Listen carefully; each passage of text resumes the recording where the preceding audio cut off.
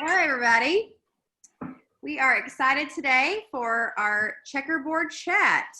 It is a get to work and get hired now. So first I want to go over a few ground rules. You'll notice that your mic has been muted. This will be the case for the duration of the webinar to avoid any disruption for our presenter. If you have a question or a comment, please use the Q&A feature to share.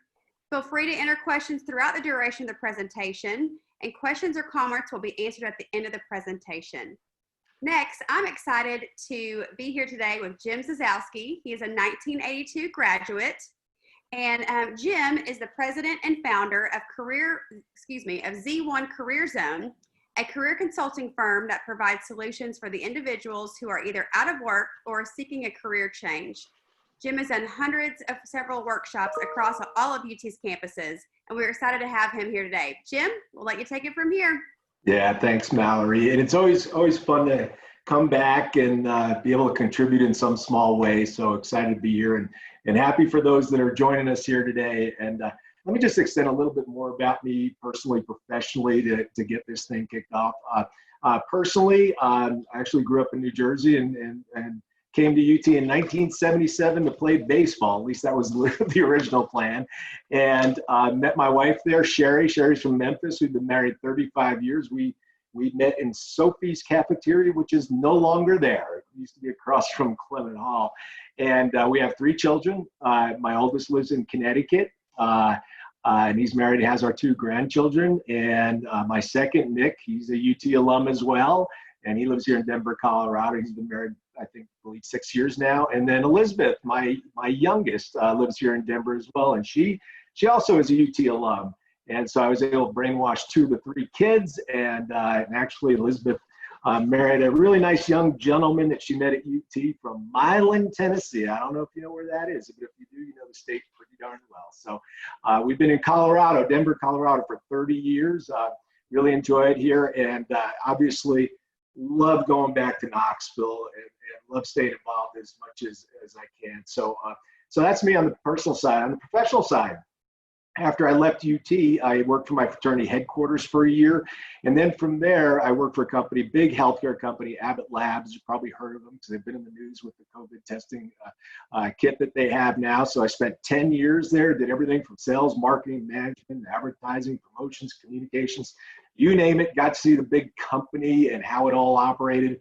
And then, as happens sometimes, a mentor of mine talked me into doing a startup, a company called BioSite based out of San Diego. I was literally brought over there to help build the sales and marketing team and spent 8.5 years there. Loved that small company environment. And then stepped off the cliff a little bit and started my own recruiting firm here in Denver, Colorado, and had that for 18 years. And in fact, 3 years ago, I was able to pass that off to what was my college roommate, Bob Brody, out of Pigeon Forge, Tennessee, who'd been with me for 13 years. And I knew Bob would take real good care of that, of our recruiting firm, because that freed me up then to start what I'm doing right now. And that's Z1 Career Zone. And really the whole design of the company was designed to create the most comprehensive career training program that exists today, and do that in a way that's affordable for anybody to take it, and want to be able to inspire people, to impact them in a positive way as it relates to their careers, and literally make a difference in their life. Because as you'll see here, your career is huge. So that's me personally and professionally. And during our time together here today, I want to do three things. And hey, I recognize we only have an hour here, and this is just a small sliver of what goes into your career and all that kind of stuff. But I hope to accomplish this, is that, get you to think a little bit differently, perhaps, versus the way you have to get different results. And if you think differently, you will probably act differently with what you do. And then last is, I want you to leave excited about what the possibilities are and what you could be doing moving forward. So that's what we're going to talk about today. But the first thing I want to tell you is this: it's critical. And that is this, is you got to be different out there. If you're doing things the same way everybody else is, you have no differential advantage, okay? And believe me, the statistics are low if you're doing things like everybody else is. So I want to say that up front. You'll see a couple of things, how it dovetails into what I'm saying there. And as it relates to thinking differently, I'm going to, again, just a small slice, take three different things and show you how you could think differently and perhaps act differently. And all three of these are very impactful, right? One is applying for jobs, just applying for jobs. Secondly is networking. And third is we're going to talk about investing in yourself. So let's start off with the story about Luke, okay? Luke is 40 years old, okay? He's got 3 kids. Luke spent 10 years at Harvard University working in the financial department. He's an accountant. He's in finance and all this stuff, not as a professor, but actually in their accounting department. And then several years ago, he moved back to Colorado to be closer to family. So he's doing the same thing at University of Colorado. And about 9 months ago, he got let go. Okay. And fast forward to today, and this is true, is that right now, Luke, sometime today, if not all day, he's packing up his car, packing up his family, and they are heading to Bothell, Washington, which is right outside of Seattle, to start his job, all right, live and in person with Amazon in a great position, all right? And Luke was able to do that because he really did one thing different than what he was doing before. And we're going to come back to the story of Luke here toward the end. So keep that in mind. All right. Now, the first question I'm going to ask you here, jot this down on a piece of paper. By the way, take notes. If you want to remember stuff, take notes. I highly encourage you. And think about this. How many hours do you think an average person spends in their career? Just think about this for a second. All right. Got your number? I put it up there. 100,000 hours. 100. There's nothing you will do in your lifetime that will come close to that. I'm just telling you. Sleep, perhaps, that's about the only thing. All right. Everything else doesn't even come to a close second. And when you kind of think about that, all right, there is no question that this career thing is pretty important. It impacts your life in every phase. So if you're going to get something right in life, this is one of those things that you might want to spend the time on, the energy, resources, whatever it is, to get this right, because it's darn important. Now, here's another question for you to think about. All right, it doesn't matter if you looked at last year's Forbes magazine article or looked at the last 3 years Gallup poll, it's all the same answer. And the question is, what percentage of professionals are either disengaged or do not like what they're doing in their jobs? What percentage of professionals? Okay, professionals meaning that they are in jobs, okay, that require a 4-year degree, which all of you have, right? Okay, so what percentage? Look at this, 71%. That's crazy, okay? All of you, how many we got on this call? More than 2/3 of you, if you're working, okay, are either disengaged and don't like what you're doing. And that's ridiculous. You spend 100,000 hours in something you don't like or something you're not engaged in, and it doesn't have to be that way. And this number was a driving force too for what I was doing in creating the company, because I know it doesn't have to be that way. All right. So I want you to think about that. And the other thing is, I'm not sure why you're sitting in this webinar. Perhaps you lost your job as a result of the virus, right? Like millions of others, all right? Perhaps you're one of that 71%. You just don't like what you're doing. You have no idea what to do, that you can do something you enjoy and you thrive in and all this kind of stuff, right? So maybe you just graduated and jobs, you don't know what to do, right? I'm going to just tell you this, you're not alone. All right. A lot of times I know our clients come to us and they're in one of those situations. They think they're the only person that's been out of work for 6 months. Right. I'm just going to tell you, thousands before you have been in your situation, and thousands will come after you and be in your situation. Okay. So recognize you're not alone. And in all likelihood, it's got nothing to do with your talent, your skills, your effort, and things like that. So just know that. Do not beat yourself up. Okay. Know that you're not alone, and we're going to talk about that a little bit further. But I will say that there's two camps out there. And let me use the COVID-19 thing as an example, right? You've got tons of people that have got let go. Perhaps you're one of those on this call. I already know we have a few because I've talked to them. And there's going to be a very high percentage, I can promise you this, that they're sitting at home and doing nothing. They're getting depressed every day that goes by, I promise you. Zero purpose, all those things, right? And unfortunately, that's a majority of the people. And they're just hoping that at some point, cloud's going to lift, there's going to be jobs, I'm going to be working again. Good luck. Just tell you that, good luck. And then there's the second camp. That same situation, but these individuals are saying, wow, I've got all this time now. Let me figure out ways that I can perhaps better understand myself, better understand opportunities that are out there, perhaps industries I haven't even thought of, right? And so they're taking this time to improve their situation one way or the other, right? And perhaps they can find an industry right now that they hadn't thought of before by doing an assessment or whatever, that those industries are hiring. Or worst cases, they're doing all this work, all this preparation, putting everything into it. So by the time the spigot is turned on, right, they're going to be ready to go. So that's the only question you got to think about is which camp are you in, right? Which camp are you going to be in? Now, I could tell you this is that, first of all, I want to, before I get into this, I want to compliment you for just being on this. So I'll make the assumption that you're in camp number 2. Why? Because we're talking about doing things differently. All right. Now, I don't know, Mallory, I have no idea how many people this email went out to, but I'm going to say a lot. Okay? And thousands, perhaps, right? And you're on this call, and I can tell you thousands aren't. Maybe there's 100 on this call, maybe there's 150, I don't know, on this webinar, right? But you have already chosen to do something different, to perhaps invest an hour of your time to hear something that you haven't heard before, give you a new idea, to change your situation. And that's exactly what I'm talking about. It's all these little things that you can be doing that is different from your peer group. And this is just one example for you being on here. So I thank you for that.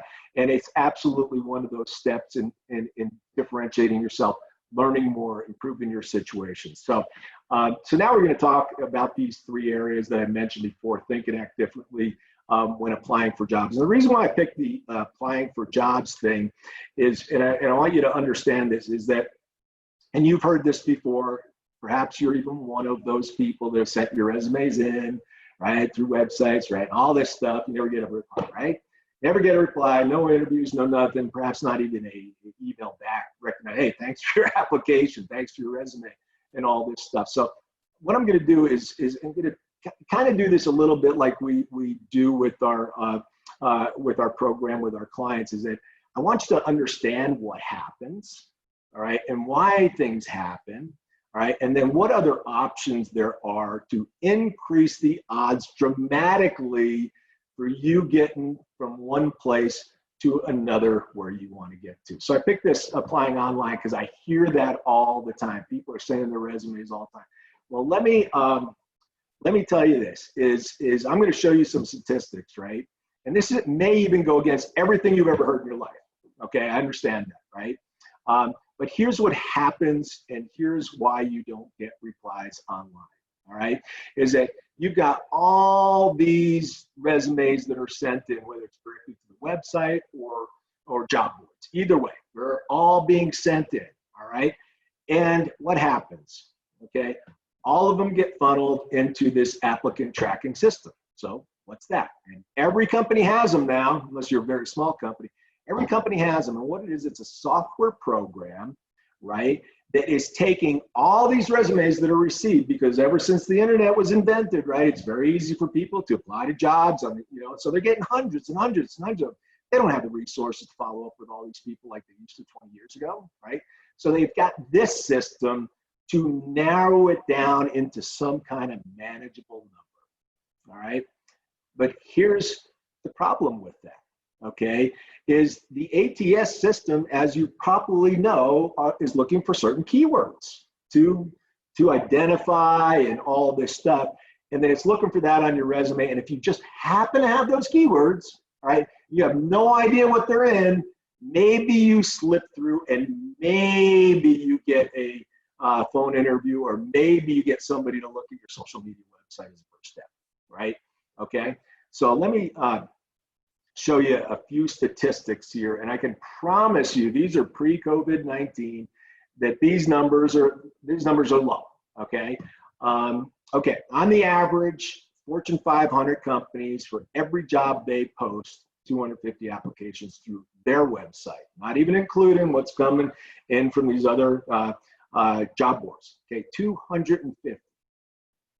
Less than 3% of those they receive are looked at by a human eyeball. And believe it or not, it's for a total of 6.2 seconds. 3%, so that's 7.5 people out of 250, all right? And then less than 1% are hired. In fact, it's 0.3% for every 250. And those are pretty lousy odds in anybody's measurement. That's pretty lousy odds, right? Okay, so let's complete this sentence. Doing the same things over and over again, submit your resume over and over again, and expecting different results, right? And we all know the definition is insanity. And I can't tell you that people keep doing it. They just keep doing it. Why? It's easy to do. It's easy to push a button, send a resume in, and all that stuff. But I'm going to tell you, it's the worst way you can go about finding a job. Right? What are better ways? Well, let me tell you the odds. Internal referrals, external referrals. All right? 85% of all hires are made as a result, indirectly or directly, of referrals / networking. 85%. All right? So you think about that, and you're like, wow. That's great. Need to figure out how to do that, right? And all that. Well, let me give you another reason and what happens when you send in a resume to an applicant tracking system, all right? First thing, it eliminates those external referral opportunities. I'm talking about recruiters, all right? Companies hire recruiting firms to be able to fill those jobs that they have. They have expertise. They have a knowledge in a certain marketplace, right? And they pay them to provide candidates, all right? By you sending your resume through a website, you have just eliminated your possibility of working with a recruiter who can represent you, that probably has a relationship with the hiring manager and can get you in for an interview. And the reason why it's been eliminated, here's why. I saw this all the time. I'm recruiting for 18 years, right? Sign a contract with the company, they're going to hire us to find people, right? And there's this little clause in the contract that says, hey, Jim, by the way, we're hiring you so that you could show us candidates that we don't have, right? That's why we're hiring. We want you to expose us to candidates that we can't get to. Sounds great, right? Sounds right. Okay, until I send in a resume, right? And in that clause, it says, if we have that person, we're not going to pay you a fee. Right? They pay us a fee to provide candidates, hire candidates, right? And what they do is they'll take that person and they'll go into their applicant tracking system. Now has thousands of resumes, thousands of names they've collected over the years, right? And if I'm bringing in Mallory, right? And they go in, type in, oh, wait, we got Mallory's resume. We've got her. So, Jim, we're not going to pay you for this. Okay, Jim's not going to represent Mallory for free. No, I don't have time to do that, right?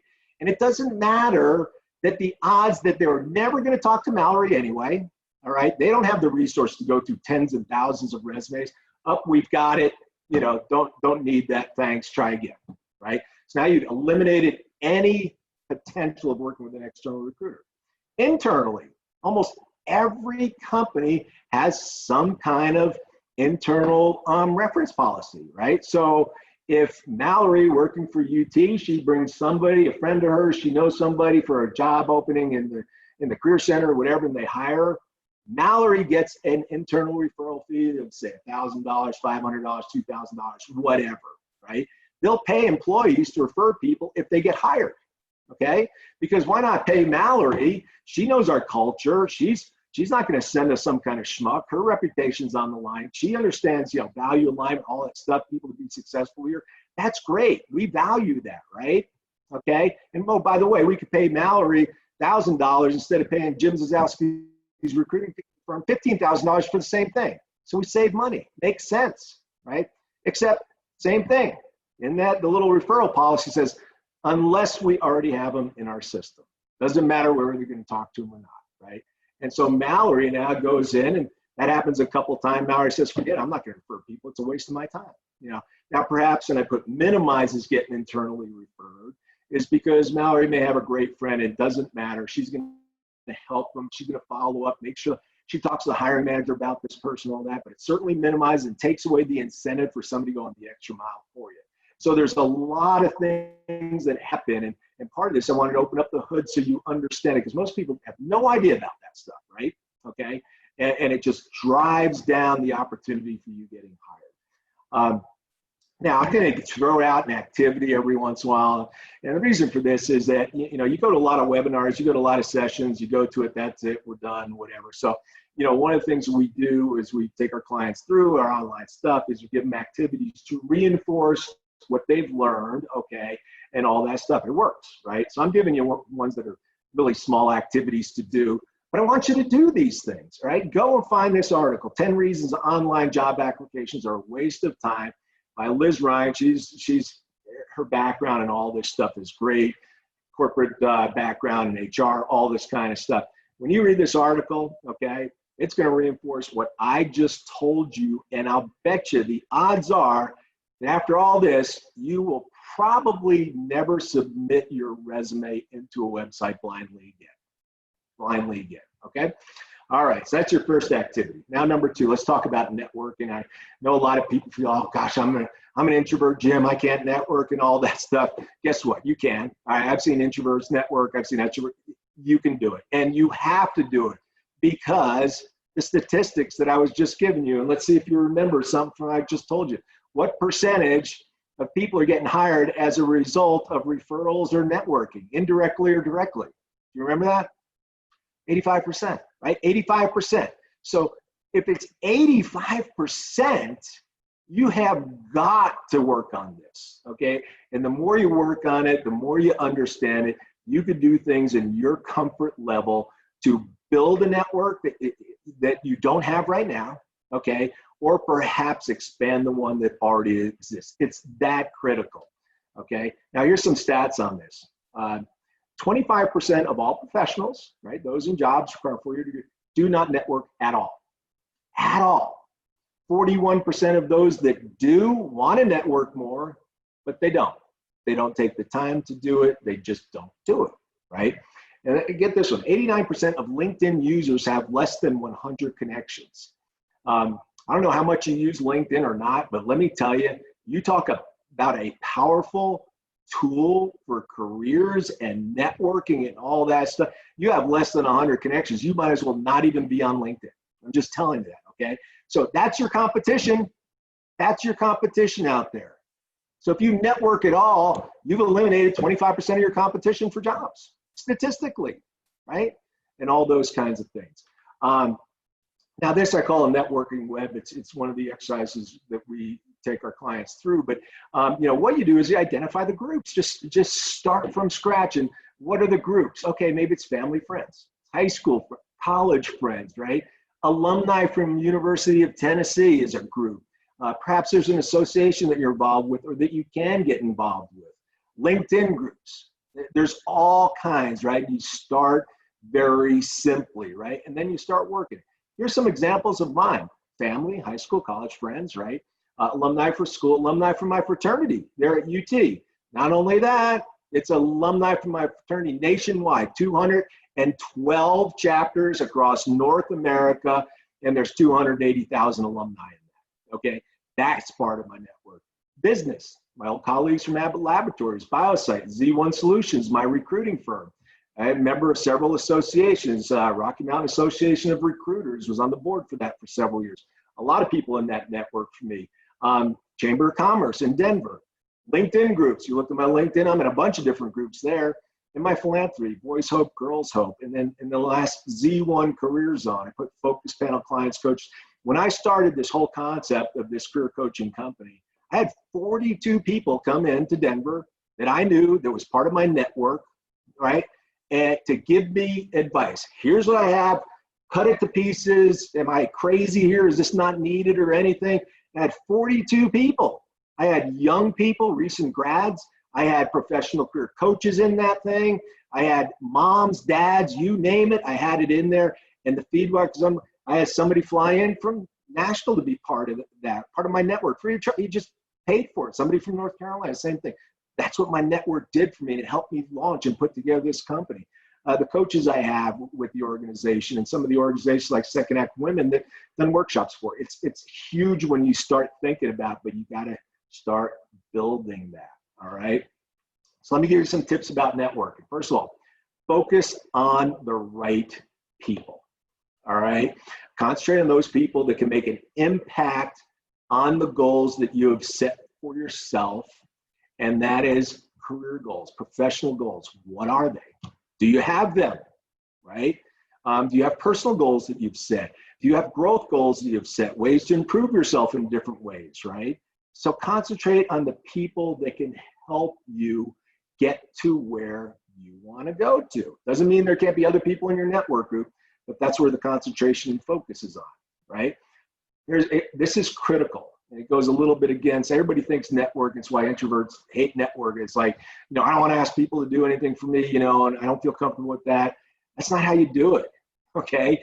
Focus on what you can do first. Offer to help support those others first. Over the years, those people came in the focus panel. I guarantee almost every one of them, I've done something for them in the past. Else there's no way they're coming, give me 2 hours in the evening for free advice. There's no way, right? And years down the road, it really needed them and they were happy to do it. So look at that. And then this is critical. Become a connector. Be the person that's willing to go out of your way to connect people and put them together and all of that stuff to benefit them. And I'm going to give you a great example here. This is an email I got from Jay Mills. Jay is the owner of Jay's Valet. Yeah, valet service, parking cars. Except Jay has the largest valet company in the United States of America. He's in major cities across the board and all this stuff, okay? And I met Jay at a fundraiser. I was sitting next to him. We got to talk. Next thing, he invites me to lunch, and he likes what I'm doing with my company and all this stuff. So immediately, I get an email from him. He's connected me to somebody. Jay is the most unbelievable connector I've ever seen, right?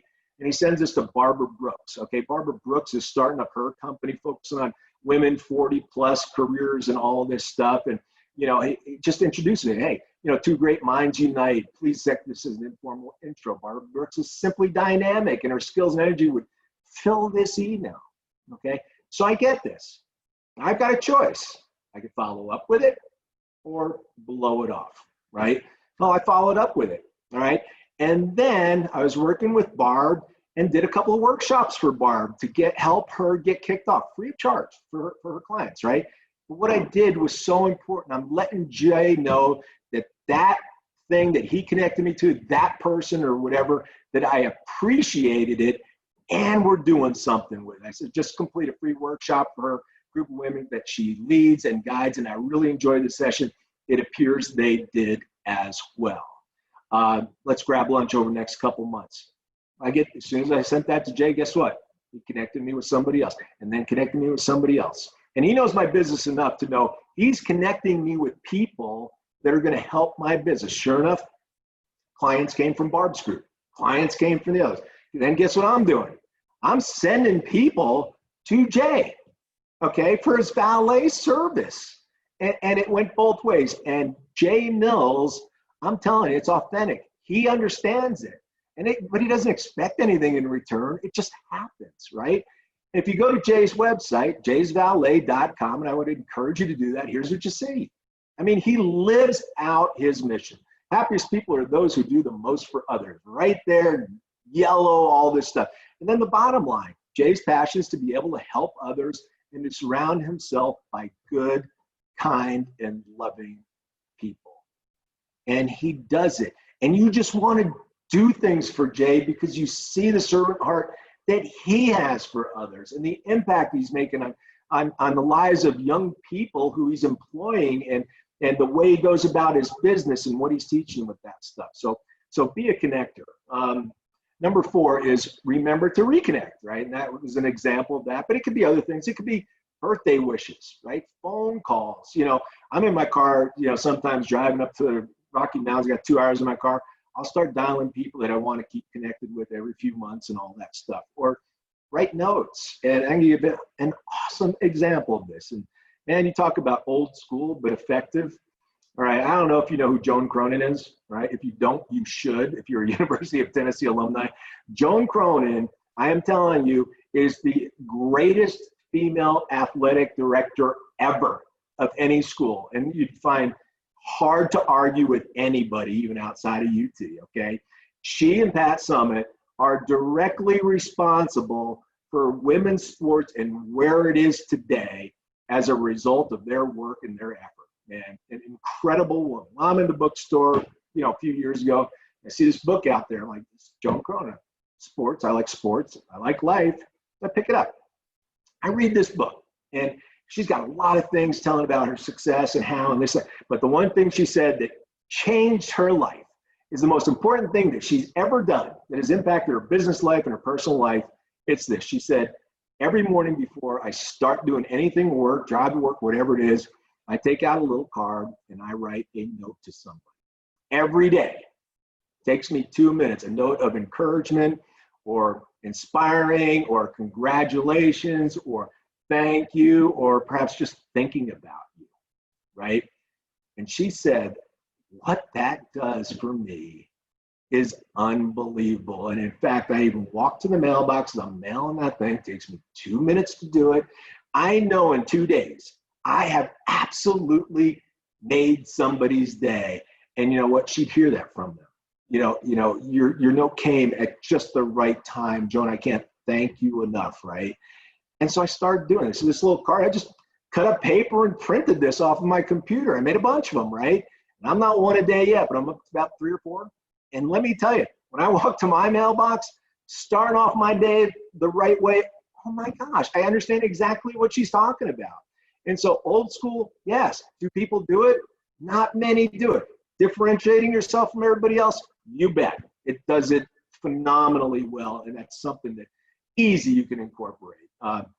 And so here's networking tip number 5, and that's be social, right? I'm talking about social networking and platforms. And for some of us that are older, right, that's a little foreign, I get that. For the young folks, they get this thing. I'm telling you, there isn't a company out there, think about this, UT, doesn't matter, right? Every one of them has a platform for Facebook, Twitter, Instagram, right? LinkedIn, every one of them. There's a reason why they're doing that, right? It's to connect to people, connect with their clients, their customers, all this kind of stuff. They're building their network, right? They're able to share what they're doing, whether it be philanthropy, whether it's key initiatives, whatever it is, to the masses, right? That's their way of keeping in touch. And there's not a company out there, before they ever talk to you, they're looking at your social media platform. You don't have one, okay, that's telling them something. Or if you have the wrong information or bad information in there, that's also telling them something, okay? We spent an entire module on this with our clients because it's that important. We want to make sure you're creating your brand through this, right?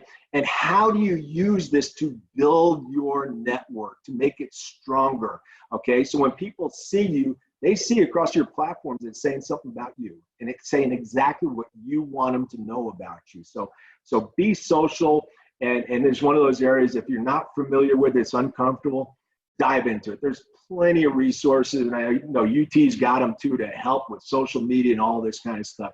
So be social. It's tip number 5. All right, here's activity number 2. See these 3 books, Sport is Life. Okay, just talked about that. Lunch, Meat, and Life Lessons. This is by Mary Lucas. Maybe one of the top 5 books I've ever read, and I read one a week. All right, so this is a lot.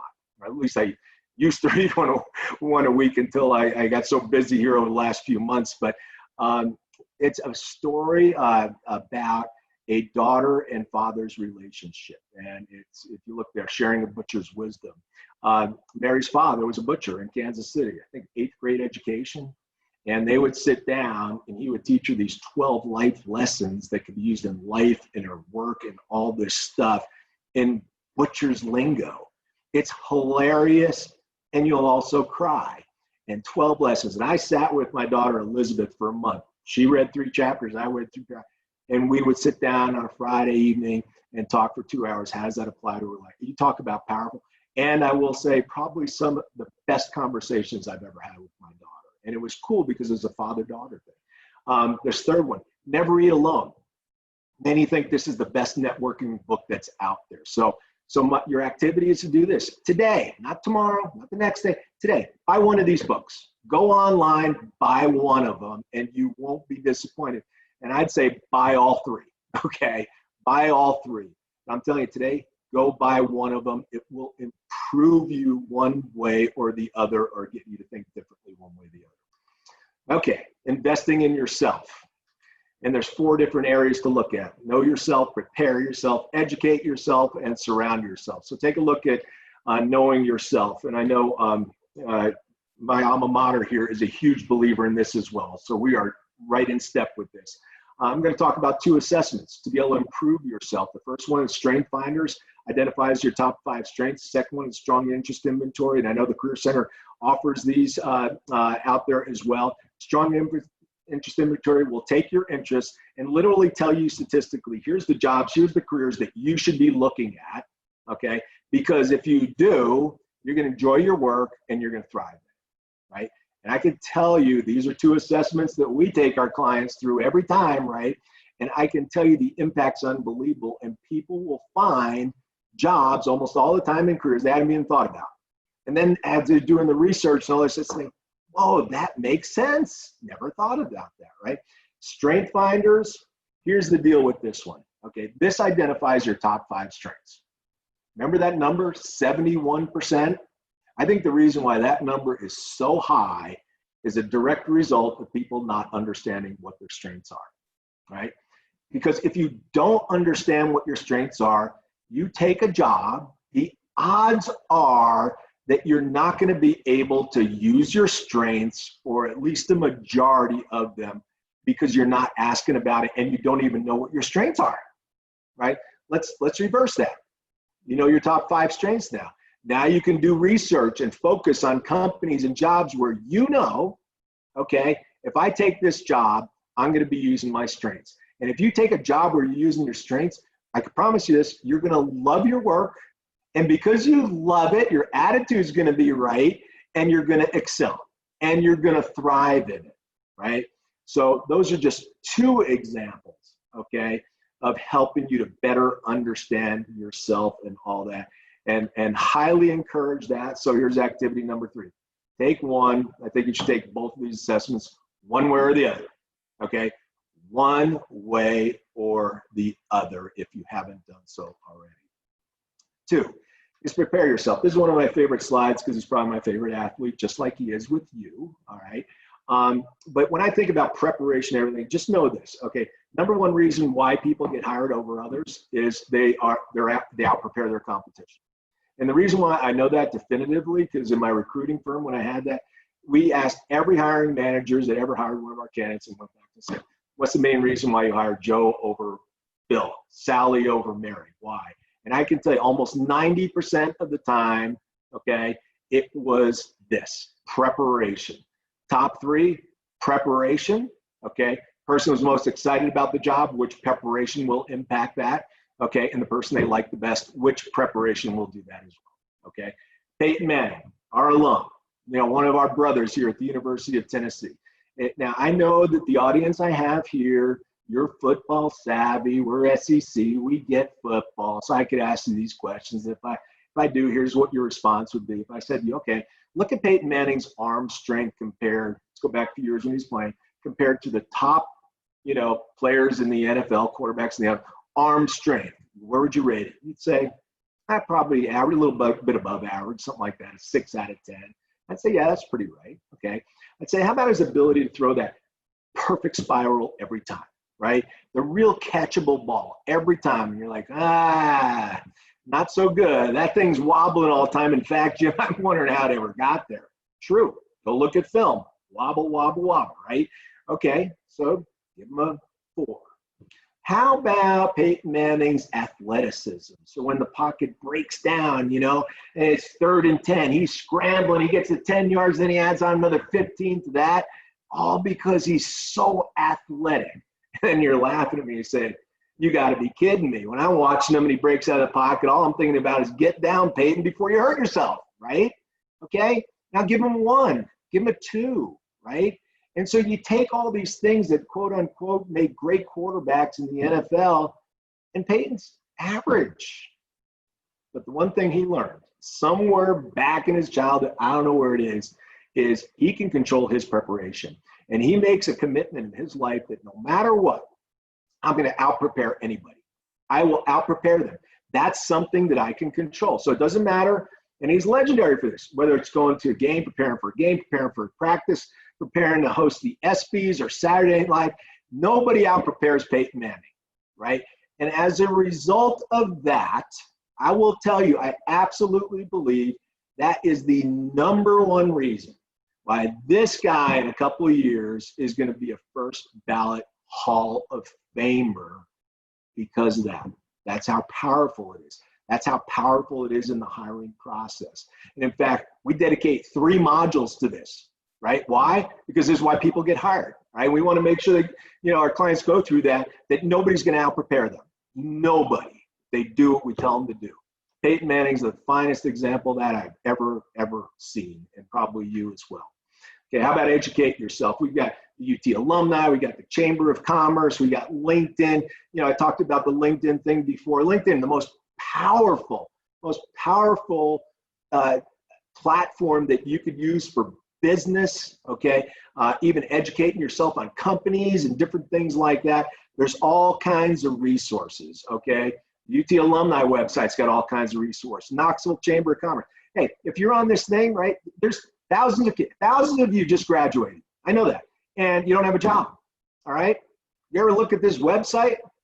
Okay, there's an entire section in the Knoxville Chamber of Commerce that is specific for young professionals who've just graduated or been out of school a year or 2, whatever like that. And the resources they have are unbelievable. So educate yourself. And here's what I want you to do. All right? I want you to go to the UT alumni website. I want you to go there and really stay in there for 30 minutes to an hour and see all the resources that are available to you that perhaps you may not be aware of. And they're available to you just because you graduated this fine school. Take advantage of it. Go to the Knoxville Chamber. It's amazing. Their whole design is to help people network, companies network. You're going to be shocked at what you see.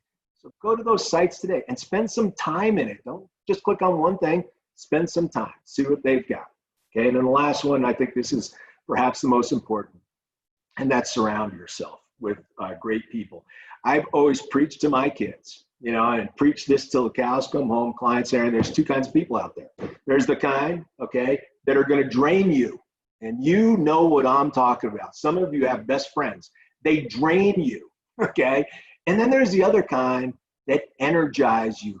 They hear what you're wanting to do. They hear about their dreams, and they're going to encourage you. And when you're around them, man, you just feel good. You feel great, okay? Surround yourself with the people that energize you. Top left there's Barbara Brooks, okay, the president CEO of Second Act Women, okay? when I met with her, her energy was incredible, right? I call her every once in a while just to get fired up. Liz Dolliver, right in the middle. Liz, UT alumni. She's on my board, okay? Liz, extremely bright, encouraging, positive, believes in what we're doing here at Z1 Career Zone and all this. I'll pick up the phone and talk to Liz, and every time I do, I'm glad I did, right? Bottom left there, Jim Ryan, below Barbara, okay? Jim Ryan, ex-NFL player for 10 years, okay? Jim went on to coaching and all that stuff, right? And then Jim's done motivational speeches. He's done all kinds of things. And Jim just recently joined my organization, right? And he's going to help us take our curriculum and make it customized for professional athletes that are professional for a year or two. Now they got to go to the real world, right? What do, right? And then on the bottom right there, I've got Kenneth Stable. Kenneth is an amazing guy. Matter of fact, he's part of, I've got this industry expert webinar series every month, and Ken's is coming up July 8th. I'm going to tell you more about that. This guy, okay, this guy lived in poverty his entire childhood, lived in a car with his mother, with his 2 daughters, went to 12 different grade schools, right? He, fast forward now, he's an executive with Charles Schwab. He's on 5 different boards here in Denver, Colorado. He does motivational speeches. He does all kinds of things, right? When you hear this guy's story, I don't care what you're going through, you're going to be like, what am I feeling? I got laid off, big deal. Has nothing compared, right? And it's such a message of hope and inspiration and all that stuff. And those are the kind of people you want to surround yourself with.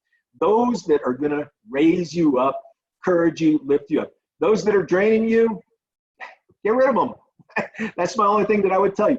Get rid of them because they'll just bring you down, okay, and not help you at all getting where you want to go, okay? So that's really important, surround yourself. So let's go back to Luke as we finish this up. Remember Luke, we talked about him, and he's packing his car and all this stuff. And here's what literally happened, okay? Luke was out of work for 6 months, okay? And he was down, depressed, whatever you want to call it. Couldn't even motivate himself. And I get it. I've seen it time and time and time again. And his father-in-law, who I know, we just come out with our online program. He goes, you think this might benefit Luke? He might have, he's just so down. I said, yeah, it can if he invests his time in it for sure.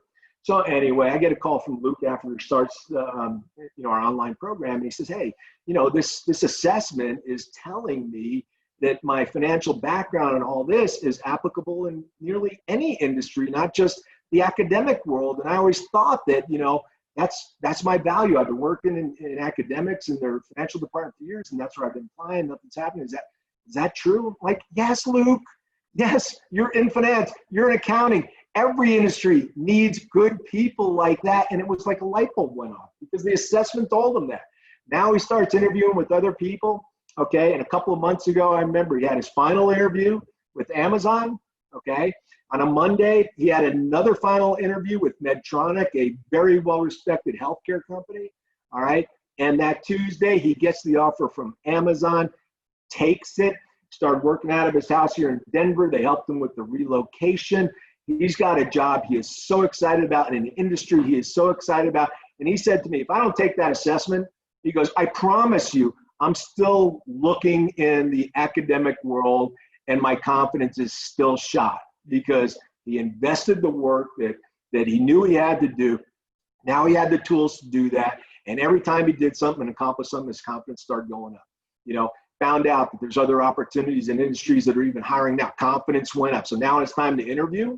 Okay, he's ready to go. And he is literally, he's packing his car today, headed to Bothell, Washington. He sent me a picture of the house they bought up there. He is so excited moving forward, right? But he did something different to change his situation. And he's a great, great example of that. And here's a smart guy, okay, and he just, a block in his brain thinking just the academic world is where my value is. Not true. Okay, so in summary, all right, we all have choices, guys. You have choices. Mallory has choices. Hi, Mallory, good to see you back. We all do, right? And you've got those 2 different camps. And, you guys, just by being on this thing, I can tell you right now, I got to assume you're in camp number 2, all right? And you're doing something, or at least you're coming to this webinar to improve your situation. That's all, and to learn something. So I want to commend you on that, and I want to encourage you to keep doing that, whatever your situation is, whatever you're listening here. So I'm going to give you your last activity. I'm going to throw this out to you. Go to our website, Z1 Career Zone, and go into our resources tab and register for Kenneth's webinar. They're free. We offer these things free. It's on July 8th. You know, you got nothing to lose. I promise you'll come out fired up. You'll come out really excited to hear his story. So I'd encourage you to do that. And the last thing that the university's been real nice to support is that if you want to know about, you know, our totally online program, it's 12 modules, it's comprehensive, all that stuff, and it's portable for anybody. We've agreed to offer all the alumni who take that a 30% discount, okay? So if you're interested in that at all, just email me there. I'm giving you my phone number. I never do this, but you're UT alum, okay? And you'll like, even if you don't want anything, call it, you'll like my phone greeting. I promise you on that. But send an email and just say, hey, I'd like more information on the online program. I'll send you a little link. It's a video, 3 minutes. It shows you what it's all contained and all that stuff. And I want you to hear this too. And just be honest, because I know people are on this call with this. If you've lost your job as a result of COVID-19, okay, and you're UT alum, 50% off, street affordable, okay?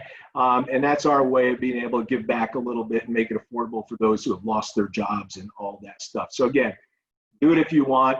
Email me, call me, want more information, I'll get it to you, and I'll get you the final pricing on all that stuff and all that.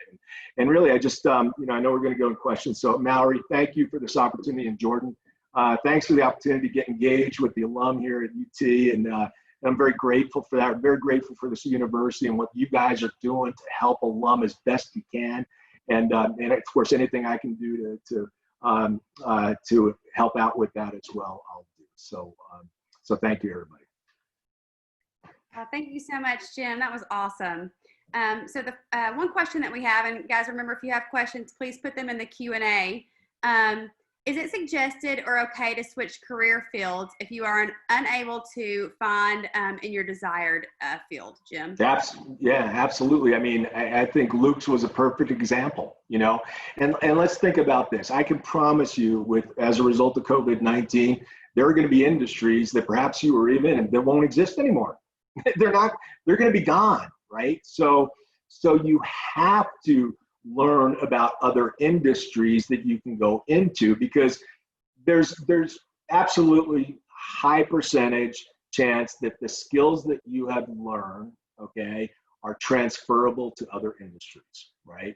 And Luke's example is accounting stuff transferable to all kinds of industries, right?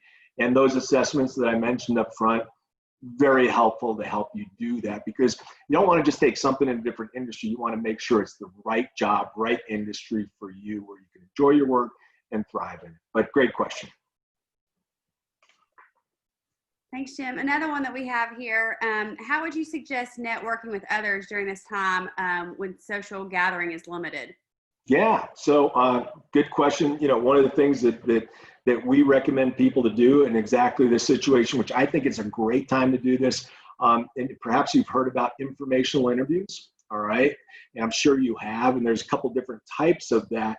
But really what that is, it's interviewing people in perhaps industries that you're interested in, just to get information, you know, an understanding of it, or how they got there, how they got into it, or to learn about a certain industry, or learn about a certain position, or learn about a company that you're interested that somebody else is in there, right?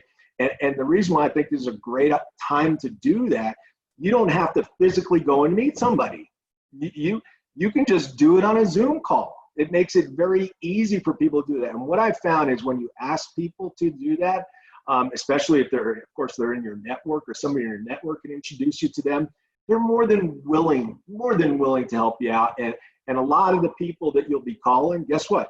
They're at home. They're looking for something to do and to help people out if they can. So I would definitely start there and get those set up, and that'll help start building your network and knowledge base as well. Great question. Great question. Thanks, Jim. We've got another one here. How is it evolved? Do the strategies change for recent PhD graduate looking for industry, not academic positions? Repeat that again. Say that again. Yeah, absolutely. How, if at all, do the strategies change for a recent PhD graduate looking for industry, not academic positions? Yeah, I'd say it's the same answer I just gave on informational interviews, because you're going to be going into things that maybe you're not familiar with, right? So PhD, I know in my industry that I was in, medical, the need and value for PhDs for research and development and development of products and things like that through the roof. Hiring them all the time, right? And so you have to learn about those industries and all that stuff. So some of the things that we do with our clients that I would suggest is, again, the informational interviews. There's ways through social media where you can do the research on those opportunities, those companies, and even those positions. The strong interest inventory. And I'm telling you, I know UT is right in sync with me on that assessment, right? That's going to open up a lot of things for you. All right. And it'll even take you into jobs and careers maybe you hadn't thought of in the industry versus academics. And it's going to tell you, here's the qualifications for it, here's the educational requirements. And oh, by the way, if you want to see what types of jobs are open in your area right now, hey, let me put a 50-mile radius around Nashville, Tennessee. Any job that's open for those kind of jobs will pop up, right? And then you can start doing your work to try to get referred into there and all that stuff. So there's a lot to it, right? But it's really about that building of the network, doing your research and all that stuff. Good question. Great question. All right. I think this might be our last question that I've got right now. How common is it for career motivation to be influenced by the environment? For this particular person, he says, for me, the urban environment tends to be uplifting while the rural environment tends to drain energy. Yeah, I think first of all, whoever asked that question, I think the answer is it's very common. All right, it's very common. You want to get down about jobs and opportunities, just listen to the news and the millions of people that are out of work and drain. It's the same thing I was telling you about people that drain you. There's things that influence you in the economy or in the news or whatever that drain you as well, right? And so, you know what? Here's the thing. There's hiring being done out there right now, all right? And there's all kinds of opportunities. And I think whether it's the urban environment or anything, there's so much, negativity that's out there about jobs and careers and, oh my gosh, you just graduated. There's no jobs out there for you. Well, I know a bunch of people that have graduated that got jobs. So that's not true, but that's what you hear, right? And the more you hear it, right, the more you buy into it. And that will impact, I think you used the word motivation, right? Absolutely. And I know this for a fact, and we're very conscious of doing this one. When people go through like our program, our online program, when you go to our online class, I'm your instructor. Okay, you get me, all right? And I know the people who are taking this, okay, the odds are they're not feeling real good about their situation. That's why they're taking our course. They want to do something different. So I'm very conscious that I've got to build their confidence up. Every time you come to one of my classes, you got to leave excited. You've got to leave motivated, because at the end of the whole thing, right, I can give you all the tools, all this, all the networking, all this stuff. You do all that stuff. At the end of the day, if your confidence isn't up and your belief isn't up in yourself and you're interviewing, you will not get that job. You can have all the tools in the world. That one thing, that confidence and belief in yourself, is what's going to drive you to do the preparation. It's what's going to drive you to outwork your competition every time. So, man, that is a really good point. And yes, the answer is, I think it's very common out there. And you've got to be selective with what you're doing. That's why it's so important to surround yourself with great people who are going to help you and inspire you and believe in you and do all those things. They'll make a total difference in your mindset with all this stuff. Great question. Jim, thank you so much. This has been such a wonderful webinar, and I know we are all so appreciative of your time today. I did want to just let everybody know that we do have another Checkerboard Chat coming up on June 30th. where we're going to focus on resumes and revamping resumes. And that will also be at 12 o'clock Eastern time. So be sure to get on our website, as Jim said today. That's right. Sign up for that one today. And again, thank you all so much for being here and have a great day. Go Vols. Thanks, Mallory. Go Vols.